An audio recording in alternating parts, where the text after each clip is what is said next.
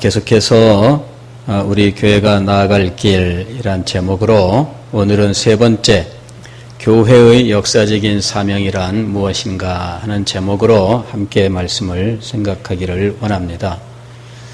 그동안에 제가 여러분들과 함께 기도할 때마다 우리 교회가 역사적인 사명을 감당할 수 있게 해주십시오 라고 기도를 드렸고, 또 여러분들도 이렇게 기도를 하게 되었습니다.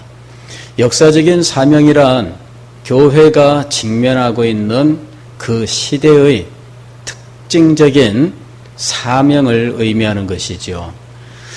교회는 이 세상에 거룩한 기관으로 세움을 받았습니다. 그런데 이 교회는 단지 이 세상에 존재하는 것만으로 이 세상에 대하여 사명을 감당하는 기관입니다. 교회는 빛과 소금으로 존재 그 자체가 이 세상에 대한 사명을 감당하는 것인데, 교회는 그 존재를 순수하고 아름답게 유지해야 됩니다.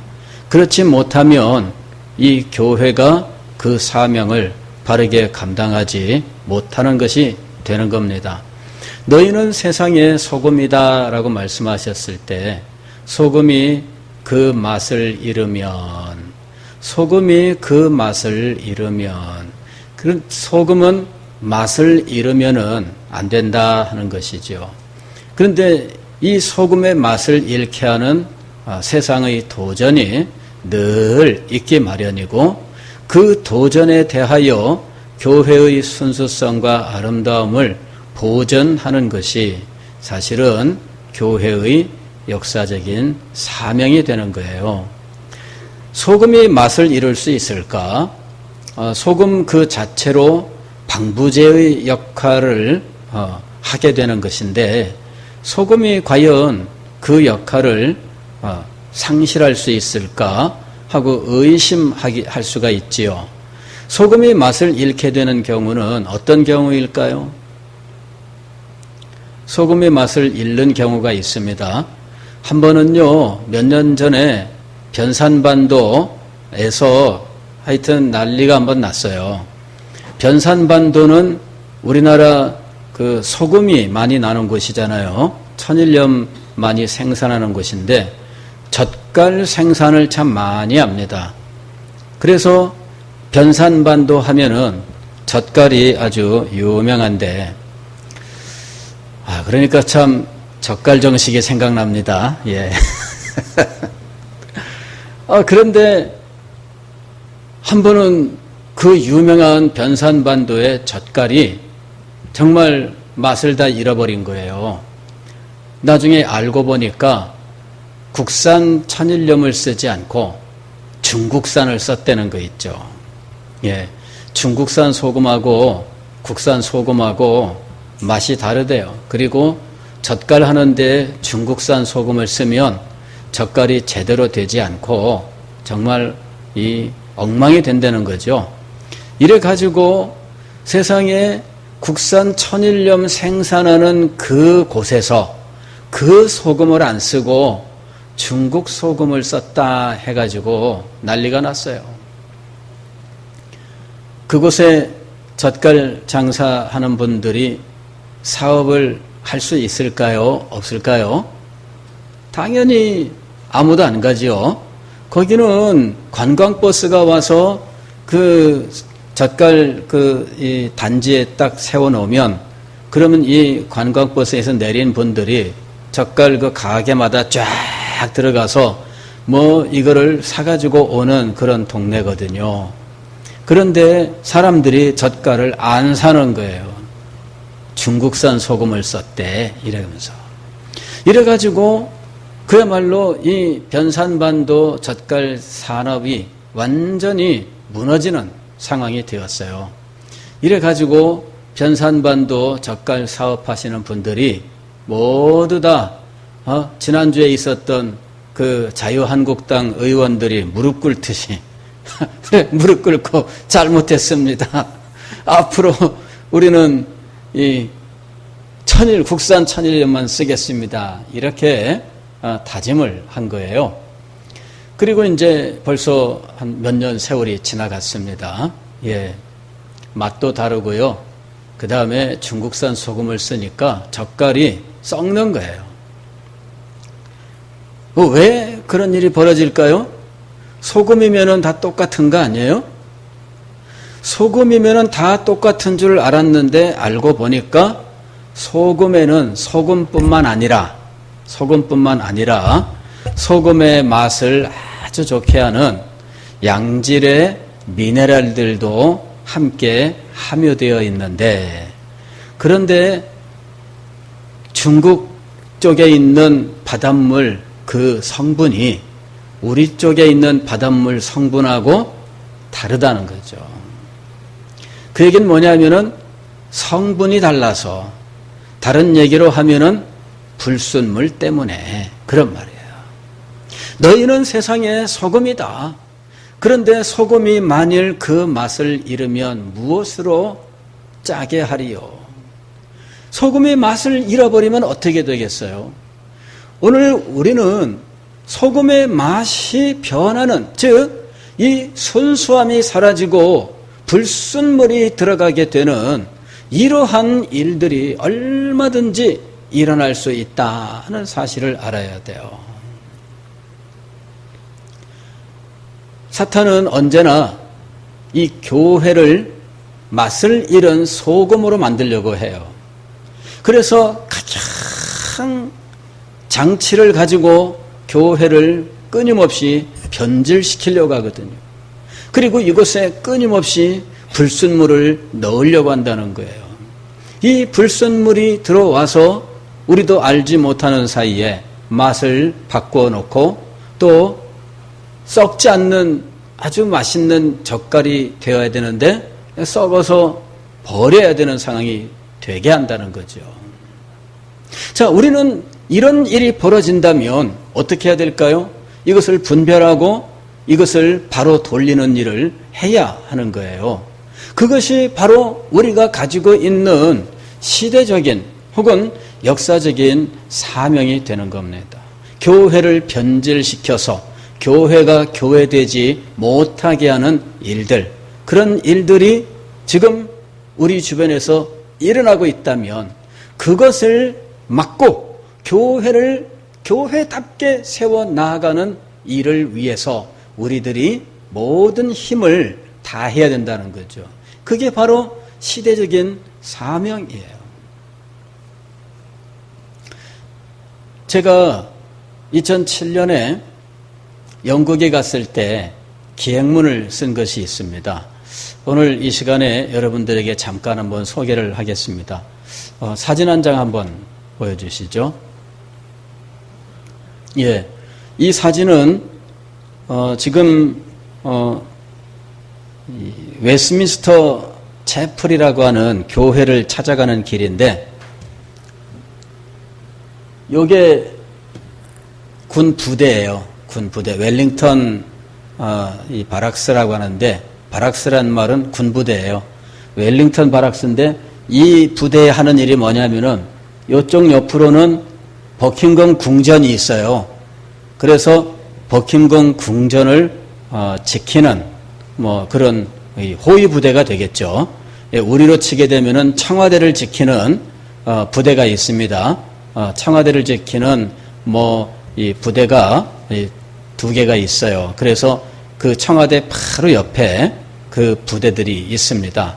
이 부대가 그런 역할을 해요. 입구는 시내 한복판이기 때문에 마치 무슨 일반 빌딩처럼 보이는데, 요 입구, 여기 지금 군인들이 있어요. 여기가 입구입니다. 이게 철문이 있고, 철문이 열려 있었는데 안에 들여다보면은 장갑차가 있고 마당이 있어가지고 탱크와 이런 이 무기들이 딱 이렇게 이제 준비하고 있습니다. 그 다음에 이쪽에서부터 이렇게 걸어왔는데 지하철 타고 쭉 걸어와서 이쪽 편에 이제 목표하는 교회가 있는 거예요. 다음 사진. 이게 이제 웨스트민스터 채플 찾길 건너편에서 이제 찍은 사진이에요. 이 웨스트민스터 채플은 웨스트민스터 구에 존재하고 있는 교회입니다. 웨스트민스터 구는 우리로 치게 되면 서울의 아마 종로구 중구에 해당하는 곳이에요. 그래서 여기에 버킹엄 궁전도 있고, 그 다음에 국회의사당, 또 요번에 다윈, 또 뉴턴과 함께 묻힌 이 호킹 박사, 이 사람 묘가 있는 웨스트민스터 사원 성당이죠. 이런 것들이 몰려 있는 곳이에요. 그 다음에 각국 대사관, 이런 중요한 정치적인 이런 국가 외교, 이런 그 대사관들이 몰려 있는 지역입니다. 거기에 웨스트민스터 채플이라고 하는 개신교 교회가 있어요. 저 교회는 이제 이 로이드 존스라고 하는 이 목사님이 사역했었던 교회입니다. 제가 저길 찾아가려고 간 거예요. 영국 가자마자 그 토요일 날 도착했는데 주일날 저 교회를 찾아갔어요. 저 앞에 서가지고 교회당을 들어가지 못하고 그냥 바라보고 그냥 빨리 가버리면 왜 그런 거 있잖아요. 과자 입에 넣으면은 빨리 사라질까봐 이거를 빨리 못 먹고 빨아먹고 꺼내고 빨아먹고 꺼내고 하듯이 이제 이 교회당을 쳐다본 거예요. 그리고 이제 마침내 이 교회당에 들어갔는데 예배 전이라서 안내하는 분들이 있었고요. 로비는 우리 교회 정도밖에 안 돼요. 본당은 우리보다 몇 배가 되는데 로비는 굉장히 작았어요. 그 다음에 한번 봅시다. 예, 이게 이제 본당입니다. 마치 오페라 하우스처럼 그죠? 2층 이렇게 둘러가면서 이게 지금 회중석 앉는 자리예요. 이게 지금 요 위에도 지금 앉는 자리가 있죠. 예, 지금 여기는 지금 턱입니다. 여기 턱. 우리 2층 저기 턱처럼 거기 앉아서 2층에서 지금 사진을 한 장 찍은 거예요. 의자들이 쭉 놓여 있고요. 그 다음에 여기 아랫강단 있고 좀 희미하지만 이게 윗강단입니다. 여기가 이제 이렇게 반원처럼 이렇게 원형으로 이렇게 되어 있는데 제법 높아요. 그리고 그 난간이 있는데 유리로 난간을 만들어 놨어요. 그리고 요 위에는 지금 자그마한 이 대가 하나 이 마이크 설치된 것이 있고 이 주변에는 드럼과 이제 기타 악기들이 있는 상태예요. 이제 저걸 보고 굉장히 실망을 했었거든요. 예전에 로이드 존스 목사님이 목회할 때에 그 교회의 모습, 그리고 그분이 강단에 서신 모습, 이런 사진을 본 적이 있는데, 모양은 비슷해요. 그런데 변했지요. 예, 저기에 그 강대상이 일단 사라졌고요. 우리 요 앞에 있는 이것이 비슷한 게 지금 있는 거예요. 그래서 강대상이 사라졌고, 그 다음에 악기들이 제일 잘 보이는 제일 높은 곳에 이제 위치하고 있다는 거죠. 그리고 왜 저런 모양을 하게 되었을까? 저게 이제 예배의 중심이 뭐냐를 보여주는 거죠. 우리는 예배의 중심이 설교예요. 그래서 예배당 이 전체 인테리어에서 가장 중앙에 이 강대상이 놓여 있습니다. 그리고 이 강대상이 예배의 중심이 되고 있고요. 그래서 우리 예배는 말씀 중심의 예배인 거죠. 말씀 중심의 예배, 하나님이 말씀을 선포하고 우리는 그 말씀을 듣고 중심으로 아멘으로 화답하는 이러한 예배 형식을 가지고 있는 것입니다. 그리고 우리는 이 앞에 아무것도 없어요. 이 정면에, 이 정면에는 아무것도 없어요. 어디 가게 되면은 십자가를 이렇게 해놓은 것이 있고, 십자가 앞에 이런 책 읽을 때 쓰는 그걸 뭐라고 불러야 되나요? 책받침? 독서대? 그런 것처럼 만들어 놓고 성경책을 이렇게 놓고 촛불 켜놓고 뭐 이러는 것도 볼 수 있지요. 그 다음에 또 어딜 가게 되면은 강대상이 중앙에 있지 않고 옆에 있고 또 요 반대편 쪽에는 사회자가 서는 또 단이 따로 존재하는 이 이중단이 있는 이런 것들도 볼 수가 있어요. 그 다음에 강대상이 있으면서 요 앞에 현재 우리는 지금 저 뒤로 옮겨놨습니다만은 저게 이제 소위 성찬상입니다. 근데 성찬상을 앞에다 놓는 이런 구조를 가지고도 있어요. 자, 이런 구조들이 실상은 그 교회가 어떤 교회인지를 보여주고 있는 거예요. 이 교회는 어떤 교회이냐? 강단이 앞에 제일 가운데 위치한 교회는 말씀 중심의 교회입니다. 그리고 말씀이 교회의 핵심이 되고 있는 교회예요. 이것이 바로 이 교회 인테리어를 통해서 가구의 배치를 통해서 보여주고 있는 거거든요. 그런데 지금 이 웨스트민스터 채플이 변해버리고 만 거예요.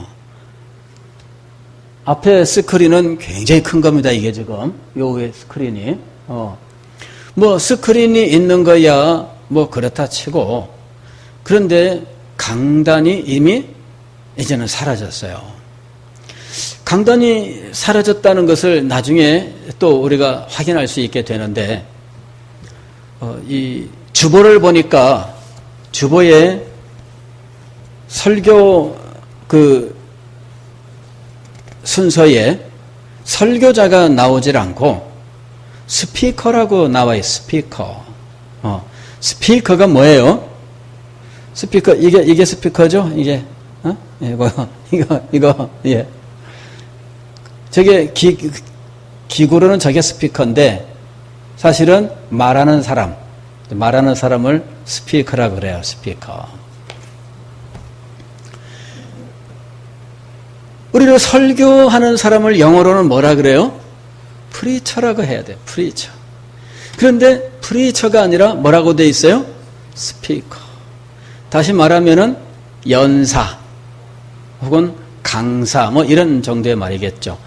강사하면 보통 우리는 스피커라기보다는 연설하는 사람, 연설하는 사람.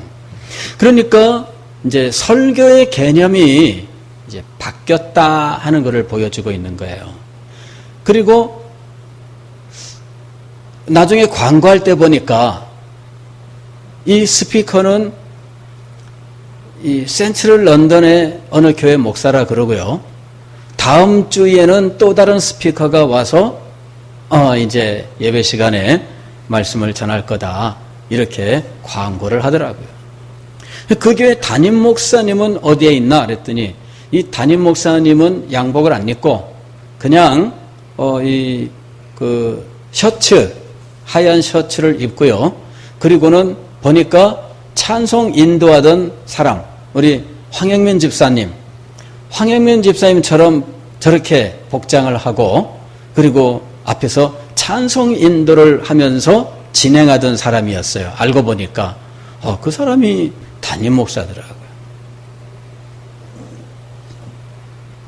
이제 그걸 보고 그때 제가 굉장히 낙심하고 절망했었던 이제 이런 그 일이 있습니다. 그래서 제가 그거를 이제 글을 썼던 거예요. 한번 제가 읽어보겠습니다. 많은 기대 속에 웨스트민스터 채플을 찾아갔다. 세인 제임스 파크 역을 나와 좌측으로 잠시 걸으니 웰링턴 바락스. 반가웠다. 이제 곧 웨스트민스터 채플이겠구나. 바락스 앞에서 사진을 찍고 돌아서니 순간 눈에 익은 건물이 시야에 가득 들어온다. 웨스트민스터 채플. 사진으로만 보던 곳. 언제나 사진과 상상 속에만 존재하던 웨스트민스터였다. 갑자기 코끝이 시큰해진다. 잠시 심호흡을 하고 웨스트민스터를 카메라에 담는다. 교회 앞에 윤수를 세우고 기념 촬영. 교회 안으로 들어서니 작은 현관 로비다. 생각보다 너무 작았다. 전도지 대회는 세계 각국의 언어로 각종 전도지가 구비되어 있었다. 윤수가 갑자기 탄성을 지르며 전도지 한 장을 꺼내든다. 한글 전도지였다. 반갑고 신기했다. 안내를 받아 2층으로 올라오니 많이 보던 예배실이 한눈에 들어온다. 정면에 원형의 대가 있었다. 강단이다. 그러나 그 위에는 강대상이 없었다. 오히려 각종 전자악기 장비들이 들어서 있었다. 스태프들이 장비를 설치하고 있었다. 가벼운 실망. 사진을 몇 장 찍고 자리에 앉아 기도하니 눈물이 흐른다. 그토록 사모하던 곳에 와 기도하니 마치 로이드 존스 목사님이 나를 포근하게 감싸주는 것만 같아 한없이 눈물이 흐른다. 오 주님, 부족한 종이 로이드 존스 목사님과 같이 말씀의 종으로 쓰임받기를 원하나이다. 기도하는 사이 찬양 스태프들이 자리를 잡고 있다. 잠시 후 캐주얼 복장의 사람이 등장하면서 음악이 흐르고 노래가 시작된다. 찬양 인도자인가 아닌 것 같다. 교회의 담임 목사 같은데 여러 곡의 노래를 부르는 동안 분위기는 고조되어 간다. 앞자리의 아이들은 한 자매와 손을 잡고 빙글빙글 돌아간다. 많이 보던 장면인데 경배와 찬양. 노래가 이어지는 중간중간 인도자의 멘트가 있었고 몇 사람의 간증이 있었다. 연출된 듯한 느낌. 출연자들은 능숙했다. 아마도 스태프들일 듯. 그래도 사람들은 집중하고 반응을 보인다. 이것이 요새 유행하는 예배 형식이구나. 웨스트민스터는 변한 것이었다. 웨스트민스터는 미국에 선도하는 교회들을 따라가고 있었다. 전통적인 예배 형식을 버리고 소위 찬양으로만 예배하는 곳으로 변한 것이다. 강단에서 강대상이 사라지고 각종 악기들이 그 자리를 차지하고 로이드 존스 목사님의 권위 있는 기도와 말씀 선포의 자취는 어디에도 없었다. 이제 높은 천정에서 달아내린 스크린에는 멋진 사진들과 함께 교회 소식이 뜨고 있었다. 다시 노래, 이어 오늘의 연사 소개. 프리처가 아니라 스피커다. 오늘의 스피커는 센트럴 런던의 어느 교회에서 사역하는 사람이었다. 그는 강단 위에서 화려한 동작과 재치 있는 말솜씨로 사람들을 웃기기 시작했다.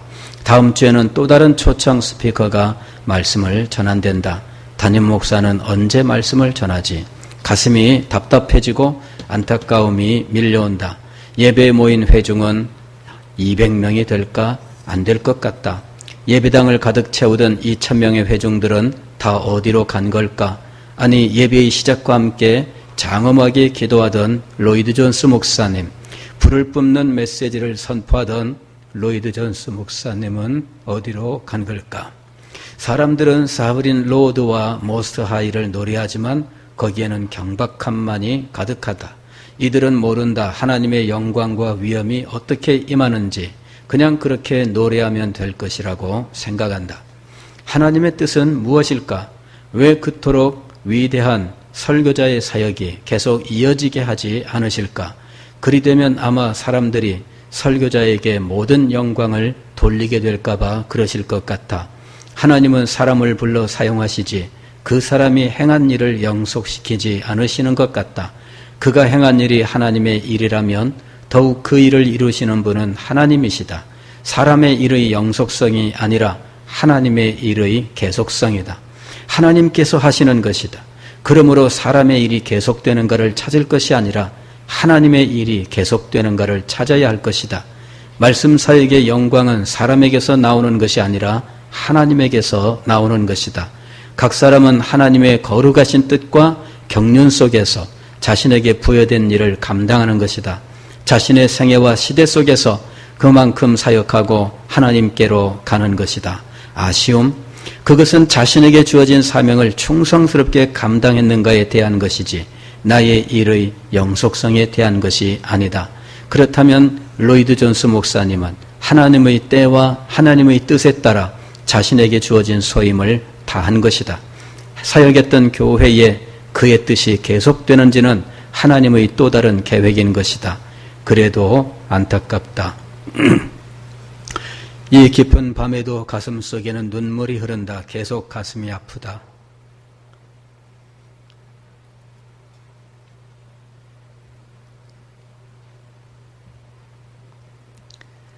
글을 쓰는 동안 눈물이 앞을 가린다. 마음이 메어지는 것 같다.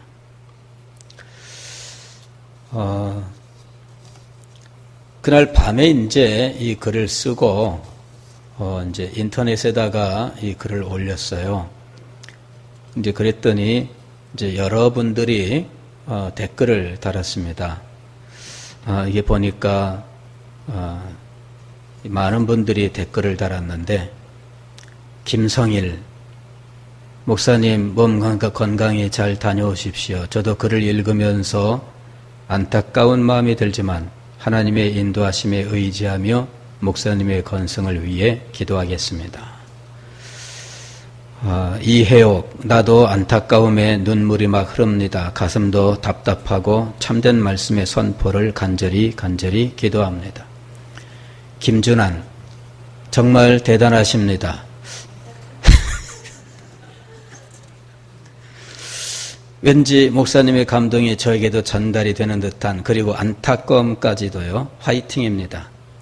배종화, 목사님의 영국에서의 발자취에서 간절함과 뜨거움이 전해져 오는 것 같습니다. 윤행숙, 영국의 영적인 현주소를 들어서 마음이 많이 안타까웠지만 목사님의 글을 통해 소망을 봅니다. 사람의 일의 영속성이 아니라 하나님의 일의 계속성이 제 마음에 계속 맴돕니다. 목사님 이렇게 현 상황을 전해주셔서 저희들도 그곳에 있는 것 같아요. 함께 느끼고 생각하고 기도하며 나아갈 수 있는 기회 주심을 감사합니다. 양현조, 목사님의 글을 읽고 저 또한 만감이 교체함을 느낍니다. 하지만 하나님께서 그분을 통해 선포하신 말씀은 사라지지 않고 지금의 우리에게 전해진 그 사실만으로도 얼마나 감사한지, 바로 이곳 서대신 교회에서 역사가 일어나길 마음에 품어봅니다.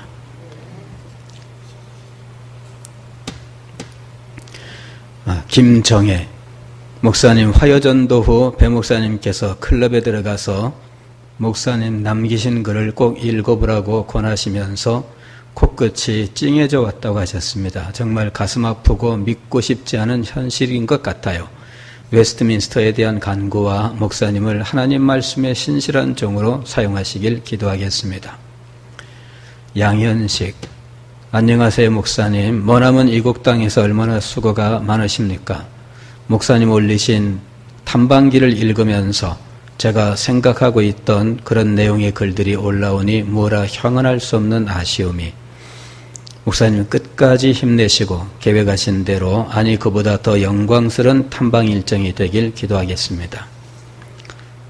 박유진, 목사님의 글을 읽으면서 눈시울이 붉어집니다. 로이드 존스 목사님께서 그 시대에 맞게 하나님의 사역을 감당하셨다면 목사님께서 또한 지금 이 시대에 맞는 하나님의 귀한 종으로 쓰임받기 위함인 것 같습니다.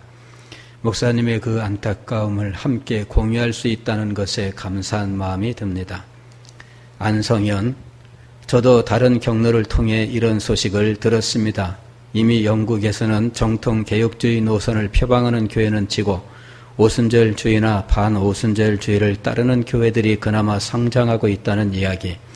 그런데 웨스트민스터 채플이 그렇게 변했다는 소식을 이렇게 목사님을 통해 듣게 되니 참 큰 충격이 아닐 수 없습니다. 또한 큰 경각심을 가지게 됩니다. 결코 남의 이야기가 아니라는 생각도 듭니다. 조국 교회가 언제 그렇게 변해갈지, 아니 이미 변한 듯하여 더욱 가슴이 아픕니다. 만약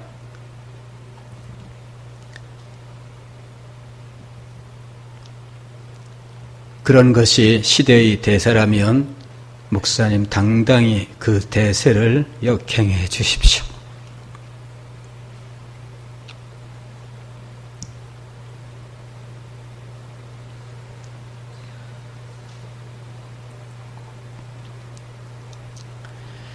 대세에 따르는 것이 아닌 진리에 따르는 말씀 사역을 지금처럼 견고하게 지켜주십시오. 그 길을 위해 기도하겠습니다.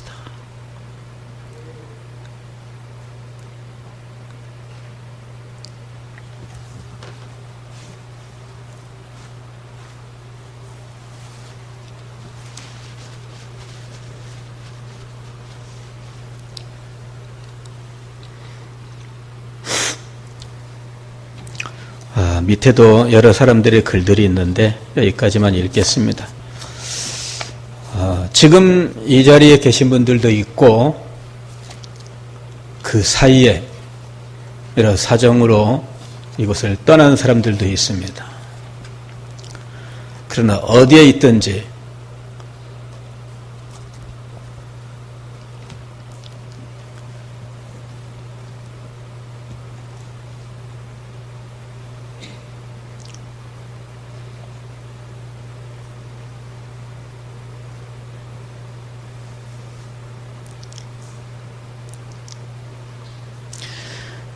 우리 서대신 교회에서 진리를 사랑하고 하나님의 영광을 소망했었던 그 일들은 계속하고 있을 줄로 믿습니다.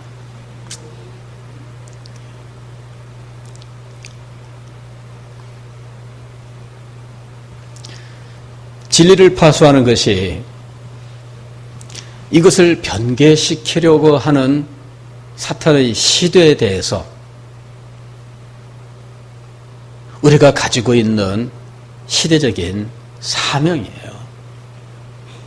점점 말씀이 교회의 중심이 되지 아니하고 말로는 성경 중심이고 하나님의 말씀 중심이라고 누구나 이야기를 하고 누구나 강조하지만 그러나 현실적으로는 많이 변질되어 가는 이런 세태가 이미 오래되었습니다. 이제 그런 현실을 보면서 유달리 진리의 영광을 보아야 되겠다 하는 이 소명을 가지고 하나님의 말씀을 선포하고 가르치고 참 오늘까지 우리 서대신 교회에서 이 사명을 여러분들과 함께 감당하고 있습니다. 그런데 또 다른 이 변질시키려는 이 시도가 우리에게 찾아왔다는 것이죠. 그것이 금년에 우리가 생각하고 있는 다음 세대의 문제예요. 이것이 다음 세대의 문제. 우리들이 변하고 있는 것, 이것을 경계하고 이것을 바로 세우기 위해서 애를 썼는데 쉬운 일이 아닙니다. 그게 사람들은 다 그런 이야기를 해요. 어느 교회나 똑같고 어느 목사님이나 다 목사님이지 그런 말을 해요. 그런데 사람들에게 인정받고 각광받는 목사님들은 교회를 크게 성장시킨 사람들이에요.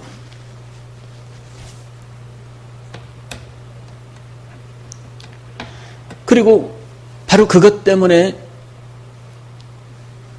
성장시킬 수 있다면 무엇이든 가져다 쓰고 싶다 이러면서 하여튼 좋다고 하면은 다 가져다 쓰는 시대가 되었어요. 이것을 보고 그래서는 안 된다. 교회는 하나님의 역사로 부흥해야 된다. 하나님의 능력이 나타나야 된다. 우리는 하나님의 영광을 보아야 한다라고 말씀을 드렸던 거예요.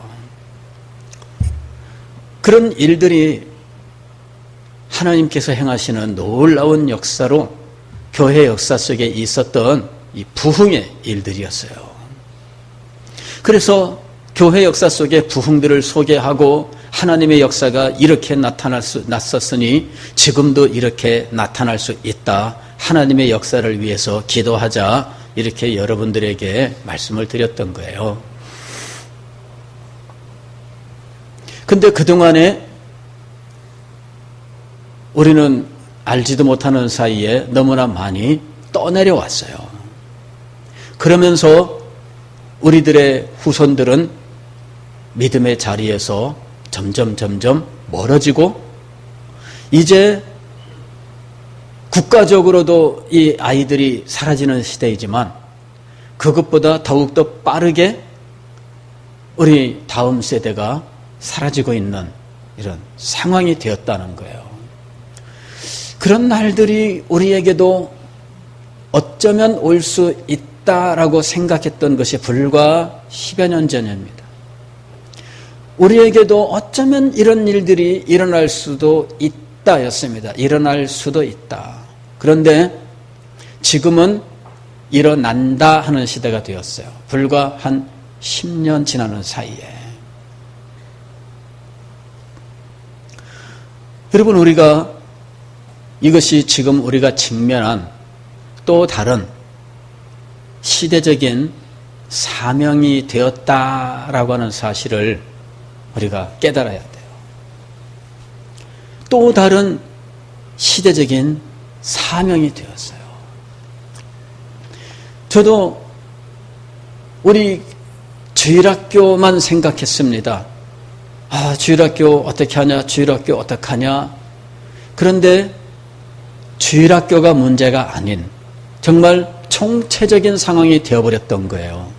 주일학교에서는 어쨌든 아이들을 붙들고 있는데 이 주일학교를 마치고 나면 그 다음에는 어디론가 이 아이들이 사라지고 없는 거예요. 여기서 키워놨는데 이 키운 아이들은 도대체 어디로 사라졌을까? 주일학교 교육이 잘못된 거야 이러면서 주일학교 교사들만 혼내는 거죠. 교사들이 뭐하고 있냐, 교사들이 뭐하고 있냐. 그러는데 사실 교사들은 힘써 하고 있거든요. 근데 안 되는 거예요. 그래서 우리가 오늘 이 시대적인 사명 앞에서 어떻게 해야 되는지를 하나님 앞에 기도하고 인도하심을 받아야 된다는 거예요. 이제 더 이상 이렇게 놓아두어서는 안 됩니다. 그냥 놓아두어서는 안 돼요.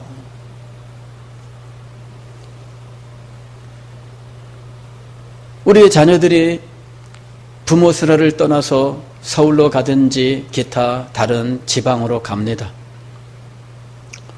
우리는 다 믿지요. 그리고 우리가 가만히 있는 게 아니라 늘 확인합니다. 교회나 갔니? 교회 잘 다니고 있니? 늘 묻습니다. 그렇지 않은 분들이 여기 계시겠어요? 다 그렇게 확인하셨잖아요.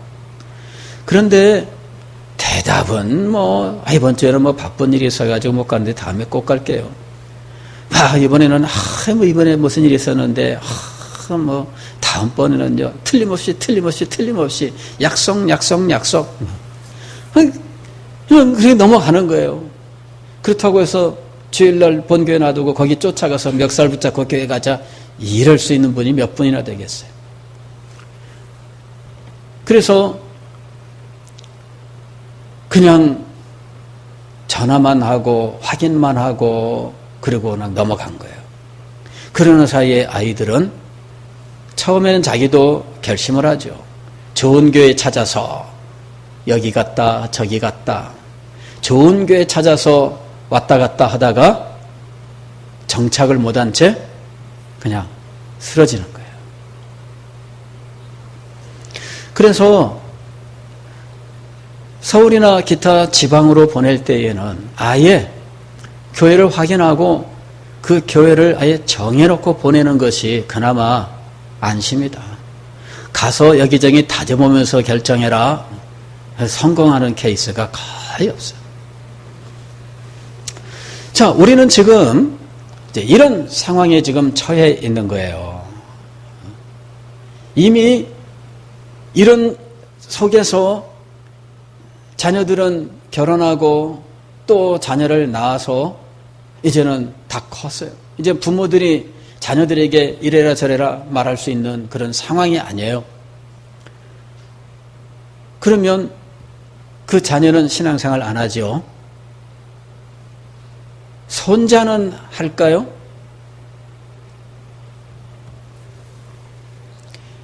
이게 먼 나라 이야기가 아닙니다. 지금 현재 진행형이에요.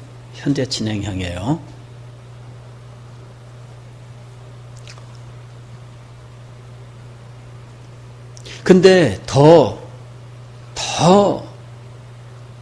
두려운 것은 10년 후,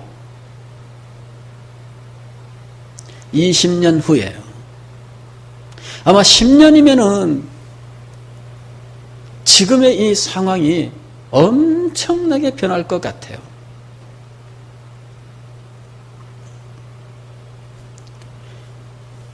우리 교회만 해도 젊은이들이 몇 없어요. 10년 후에 어떻게 될까? 20년 후에는 아마 우리가 걱정하던 그걸 거예요. 걱정하던 그거. 자, 우리가 지금 이 시대적 사명이라고 하는 것을 우리가 각성을 해야 돼요. 그냥 나까지만 어떻든 그 다음은 모르겠다. 우리가 그런 마음을 가지면 안 됩니다.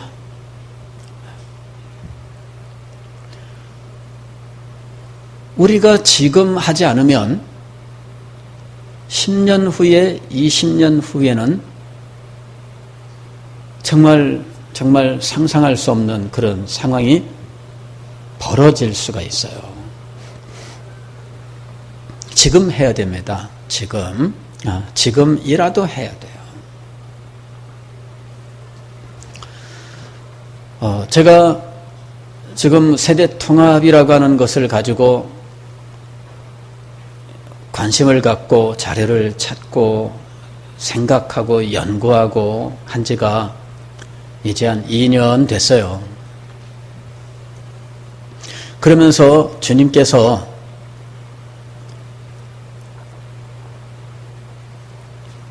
이게 도대체 무슨 일인지에 대해서 차츰차츰 인도하시면서 깨닫게 하시는 거예요. 단지 그냥 목회 프로그램이 아니라 이게 이 시대적으로 교회가 변질되게 하고 교회 자체 생명력을 상실하게 만드는 이런 이 상황을 우리가 각성하고 이것을 이겨낼 수 있는 일을 시도해야 된다라고 하는 결론에 도달하게 된 거예요. 선택이 아니고요. 우리 교회가 제가 목회하는데 목회에 도움될까 그래서 가져다가 뭐 하는 그런 정도의 일이 아니라 이것 자체가 우리 교회가 직면하고 있는 시대적 사명이 되었다는 거예요. 근데 많은 교회가 그리고 목사님들이 사실 이 부분을 아직 깨닫고 있지 못해요. 저와 똑같아요. 과거에 저도 주일학교만의 문제로만 생각하고 있었어요. 그런데 주일학교만의 문제가 아니라 이것은 시대 상황과 연결되어 있는 거예요. 시대 상황과. 지난 주일에 제가 여러분들에게 제가 전도사 시절부터 지금까지 씨름해 왔었던 이 학교를 제일 무서워하는 학부모들과 즉 우리 교회 집사님들과 그리고 학교와의 싸움이 이 주일학교 교육을 책임지고 있는 사람들의 주된 전쟁이었다라는 사실을 말씀을 드렸어요. 근데 지금은 그걸 더 넘어선 거죠. 아예 이제는요, 이 시대 자체가 지금 우리 아이들을 믿음으로 키울 수 있는 이런 상황이 아닙니다. 학교가 우리의 믿음을 보장해줘요? 아닙니다. 보장해주지 않아요. 존중해주지도 않아요. 인정해주지도 않습니다. 학교는 우리의 믿음을 경멸해요. 학교의 선생님들 많지만 내가 믿음 때문에 뭘 어떻게 하려고 합니다 하게 되면은 코웃음밖에 안 돼. 그리고 부모님에게 정신 있느냐라고 하는 말이 당장에 돌아옵니다. 지금 우리는 이런 상황 속에 있어요. 국가도 종교의 자유를 인정하지 않아요. 국가가 종교의 자유라는 이름으로 종교를 억압하고 하는 이러한 일들을 지금 하고 있어요. 종교의 자유가 종교를 억압하는 도구로 사용될 거예요. 지금 이미 진행되고 있는 일이에요. 인권이 교회를 억압하는 도구로 사용되고 있어요. 우리는 지금 그런 시대를 살고 있는 거예요. 이것을 정당하게 말해줄 수 있는 사람이 없는 시대예요. 다 치우쳐 있는 시대예요.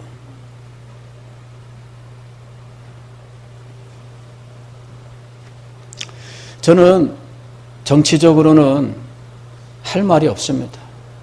왜냐하면 제가 정치인도 아니고 그 일이 저의 업이 아니에요. 저는 교회의 미래, 성도들의 영혼과 그 자녀들의 영혼이 제가 책임지는 일이에요. 다만 정치 현실이 우리와 연결되어 있는 한도 내에서 제가 그런 현실을 분석하려고 합니다.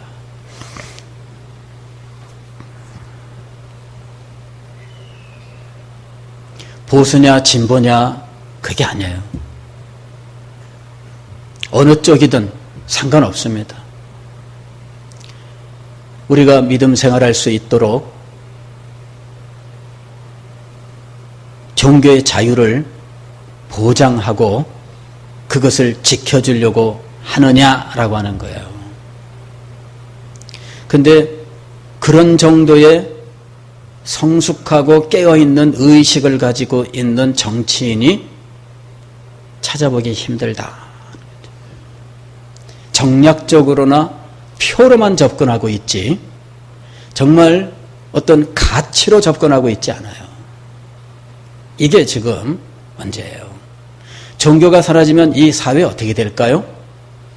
이 사람들은 기독교만 잡아놓으면 이 사회가 발전할 거라고 생각해요. 그렇지 않습니다, 여러분. 기독교가 가지고 있는 이 고귀하고 아름다운 가치, 이것을 붙들고 눈물을 흘려 살아가려고 애쓰는 이런 사람들이 사라진다면 이 사회가 어떻게 될까요? 이 사람들은 이걸 몰라요.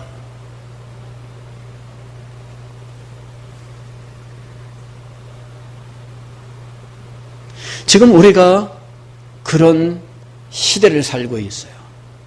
그럴 때 이 사회를 향해서, 정치를 향해서, 각종 운동권의 투사들을 향해서 환경운동을 하든지 인권운동을 하든지 이런 어떤 사회활동 혹은 NGO 활동을 하든지 그런 활동을 하는 사람들 가운데에 자신들의 어떤 성향을 절대화시켜서 교회를 끊임없이 핍박을 하고 하는 이러한 시대 상황 속에서 정당하게 그들에게 참된 지성을 가지고 이 부분을 이야기해주고 지적하고 고칠 수 있게 할 수 있는 이러한 지성을 가진 우리 자녀들을 양육해야 돼요.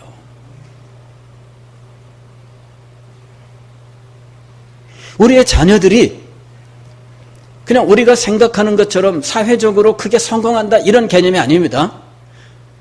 그런 개념을 넘어서서 이 사회에 이 잘못 흘러가고 있는 사상 혹은 이 어떤 이 사회의 어떤 이 경향, 이 흐름이라고 하는 것에 대해서 분명한 성경적 세계관과 가치관을 가지고 세상에서 말하는 그들이 이야기하는 그 지성적인 언어로서 당당하게 이야기할 수 있는 이 지성인들을 우리가 키워내야 돼요.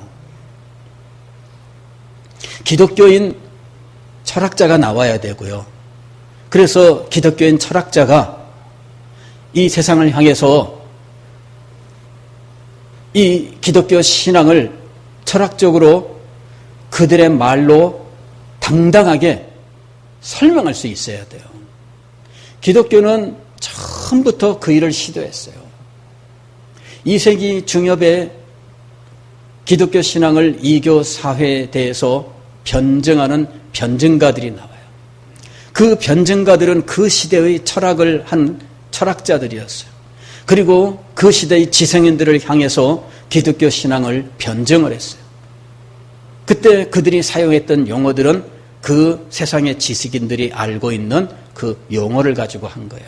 그들의 논리를 가지고 한 거예요.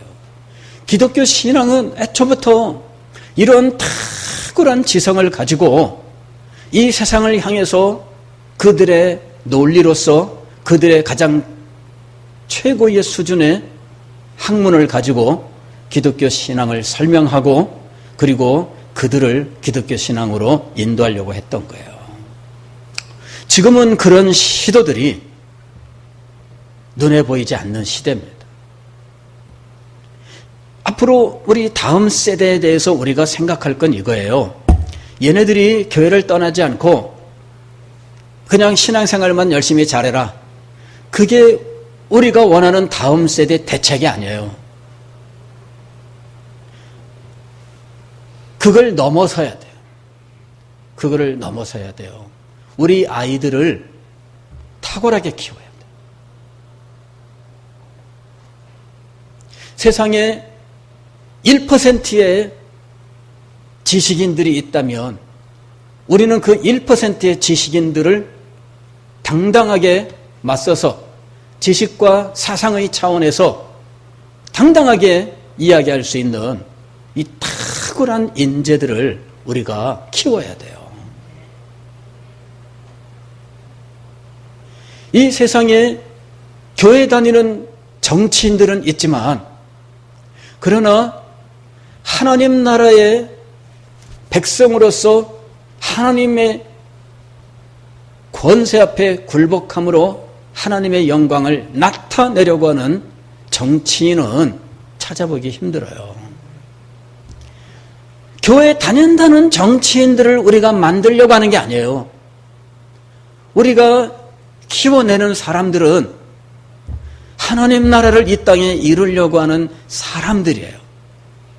그가 정치를 한다면 하나님 나라를 이루는 사람으로 정치의 영역에서 헌신해야 돼요. 우리는 그런 사람을 키워내야 돼요. 그냥 단지 우리 교회 안에 우리 다음에 자라나는 우리 꼬맹이들 그냥 울타리 안에 가둬두자 그 얘기가 아닙니다. 저는 그러고 싶지 않아요.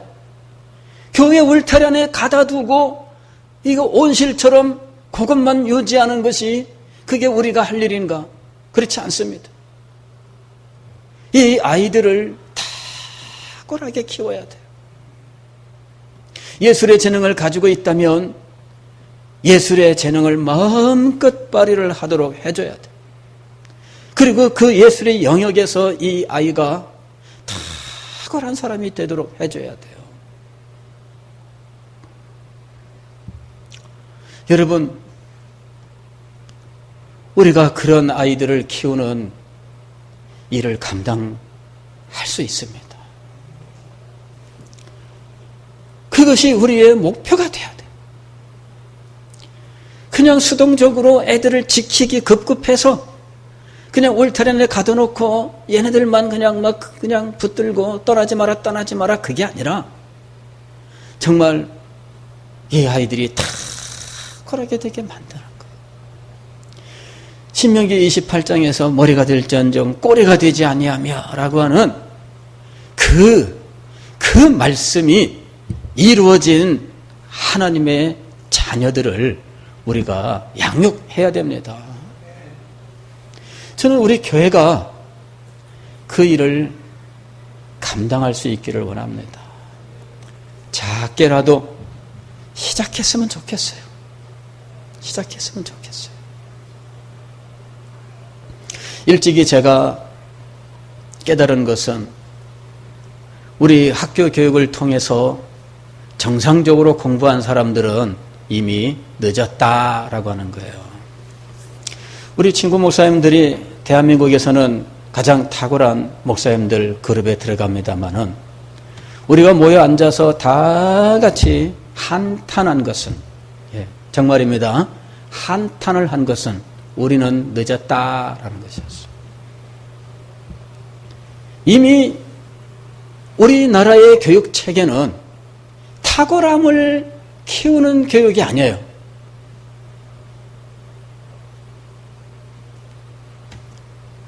그래서 그리스도인으로서 탁월한 사람이 나올 수 없는 환경이에요.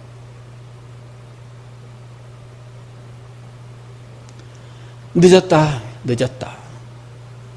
그런데 다들 또 한 번 절망한 건 뭐냐면은 자기만 늦은 것이 아니라 자기들의 자녀들도 늦었다는 것이었어요. 다 컸어요, 애들도. 그래서 우리 자녀들도 늦었다.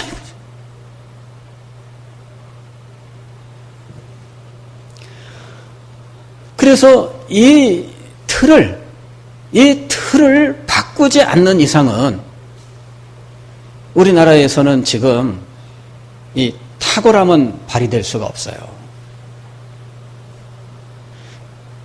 기독교 계통에서도 탁월함이 나올 수가 없어요. 왜냐하면은 신학 공부를 하기 위한 기본 공부들이, 기본 도구들이 될 수 있는 이런 그 것들이 어릴 때부터 만들어져야 되는데 우리나라는 그것 자체가 불가능해요.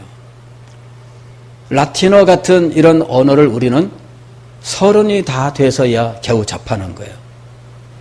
그래가지고는 안 됩니다. 그래서 늘 마음속에 이 우리나라 교계를 위해서나 이 탁월한 지성을 위해서나 이 문제를 어떻게 해결해야 되나 늘 고민. 여러분, 기도 제목입니다. 여러분, 네, 기도 제목이에요. 늦었다. 아니, 우리가 볼 때에는 탁월한 목사님들인데 이구동성으로 늦었다고 한탄하게 만드는 이 일들, 여러분, 이것을 우리가 이겨낼 수 있어요. 어린 시절부터 그렇게 키울 수 있어야 돼요. 그 일을 위해서 오늘 깨달은 우리가 하나님 앞에 쓰임받을 수 있기를 원합니다. 기도해 주세요, 여러분. 여러분의 기도가 필요해요. 여러분 자신의 문제인 줄로 알고 기도가 필요해요. 기도해 주세요. 우리 교회가 그 일을 감당한다면 주님께서 우리 교회를 축복하실 줄 믿습니다. 정말이에요, 여러분. 예, 정말이에요. 축복하실 줄 믿습니다. 이것을 여러분 소망하시고 함께 하나님께서 우리를 사용하셔서 이 시대를 새롭게 하시고 교회를 보존하시는 영광스러운 자리에 나아갈 수 있기를 주의 이름으로 축원합니다.